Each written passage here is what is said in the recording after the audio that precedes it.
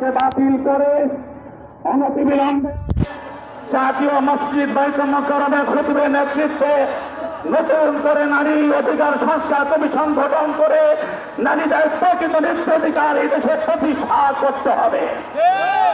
দ্বিতীয় কথা হচ্ছে, আমরা লক্ষ্য করেছি জাতিসংঘ কর্তৃক বাংলাদেশের রাখাইন সীমান্তে মানবিক করিডোর গঠন সম্পর্কিত একটি প্রস্তাবনায় বর্তমান সরকারের প্রধান উপদেষ্টা ইতিমধ্যেই তিনি তার প্রতি সমর্থন ব্যক্ত করেছেন। আমরা দুঃখের সঙ্গে লক্ষ্য করছি এদেশে রাজনৈতিক সংগঠনগুলো আছে, এদেশে অসংখ্য ইসলামী রাজনৈতিক পার্টি আছে, কারো সঙ্গে কোন রকম পরামর্শ না করে একটি অদূরদর্শী সিদ্ধান্ত সরকার দিয়েছেন।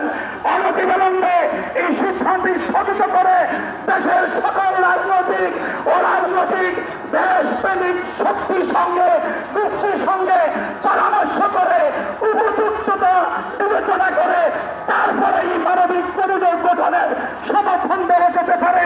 অন্যথায় এদেশ বিরোধী, দেশের স্বাধীনতা বিরোধী কোন রকমের আন্তর্জাতিক ষড়যন্ত্রে দেশ পাঠিতে পারি না। যারা পাঠিবে তাদের সঙ্গে দেশবাসী থাকবে না। দেশের স্বাধীনতা সবার আগে, দেশের ইসলাম সবার আগে, দেশের নিরাপত্তা সবার আগে। কাজে সমস্ত বিষয়ে কোন রকমের অচিন্তনীয় সিদ্ধান্ত গ্রহণ থেকে বর্তমান সরকারকে নিরাশার আহ্বান জানাচ্ছি এবং যে কোনো বিষয় সিদ্ধান্ত গ্রহণ আগে দেশের সবার সঙ্গে উপযুক্ত পরামর্শ করার আহ্বান জানাচ্ছি।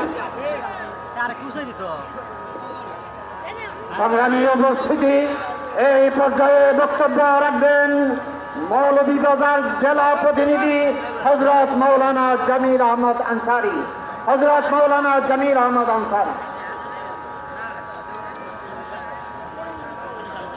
নাহমাদুহু ওয়া নুসাল্লি আলা রাসূলিহিল কারীম, আম্মা বা'দ। সম্মানিত উপস্থিতি, আমরা নারীকে দেখে খুশি হয়েছিলাম, মনে করেছিলাম হয়তো আর আমাদের কোমলমতি মেয়েগুলো আর স্কুল ফাঁকি দিয়ে বয়ফ্রেন্ডের সাথে ঘুরবে না। কিন্তু এই তথাকথিত নারী কমিশনের এই রিপোর্টে এখন দেখা যাচ্ছে এই ইউরোপ সরকার আমাদের বৃদ্ধ মহিলাদেরকেও পাক পবিত্র থাকতে দিবে না। এই আর বাংলার জমিনে হয়তো দেওয়া হবে না ইনশাআল্লাহ।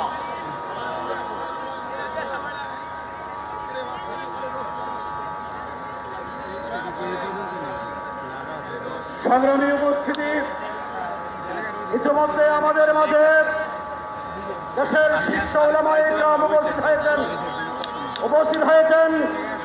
হাটাজারি মাদ্রাসার প্রধান মুফতি আল্লামা মুফতি জসিমউদ্দিন উপস্থিত হয়েছেন। নানুপুরের হযরত পীর সাহেব